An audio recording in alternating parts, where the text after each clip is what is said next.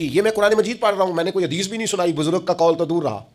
قرآن فرماتا ہے کہ ہم نے فرعون اور فرعون والوں کو اسی دریا میں غرق کیا جس دریا میں ہم نے حضرت موسیٰ کے لیے رستے بنا دیے تھے، اور دریا پھاڑ کے رستے بنا دیے تھے۔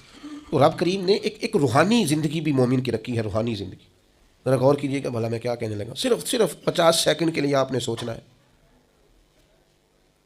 زندگی میں ہمیں بہت ساری ایسی چیزیں ملی ہیں جو ہماری محنت کا نتیجہ نہیں۔ ہمیں بہت سارا ایسا کچھ ملا ہے جس کے ہم قابل تھے نہیں، پر رب نے عطا کر دیا ہے۔ سمجھ لو آپ، یہ جو آپ کو ملا ہے نا، تھے نہیں قابل پر ملا ہے، کچھ تو محنت کی ہے، کوشش کی ہے، تو اس کے سبب سے ہو گیا۔ جو بغیر محنت کے، جد و جہد کے ملا ہے نا، یہ وہ روحانی رستہ ہے جس کے بارے میں اللہ کا قرآن کہتا ہے وَمَن يَتَّقِ اللَّهَ يَجْعَل لَّهُ مَخْرَجًا۔